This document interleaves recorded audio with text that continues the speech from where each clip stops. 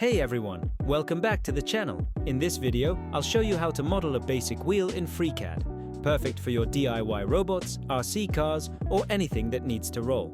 Let's start by opening FreeCAD and creating a new document. I'm using the Part Design workbench, which is great for solid modeling like this. First, create a new body and then a sketch on the XY plane. Now we'll draw the whole of the wheel. I'm going with a simple circle. Let's make it 3 in diameter, but you can adjust based on your robot's needs.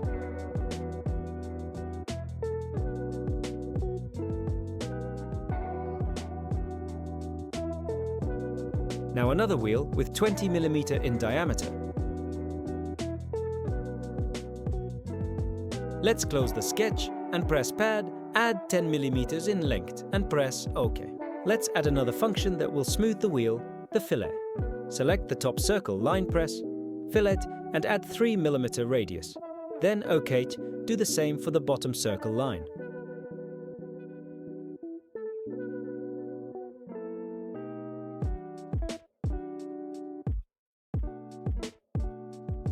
We will design some holes on the side of the wheel. This will make the wheel lighter and add a bit of design. Let's start selecting the top section and press New Sketch. Then we will select both circles, internal and external, using the External Geometry tool. Create a circle with 30 mm diameter and then another with 10 mm diameter.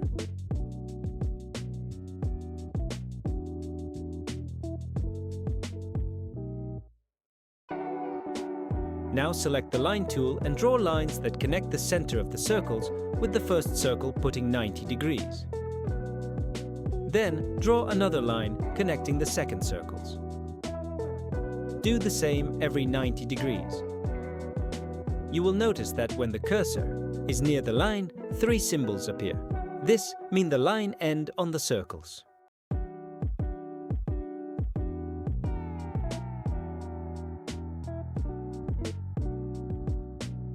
Let's do the same every 45 degrees.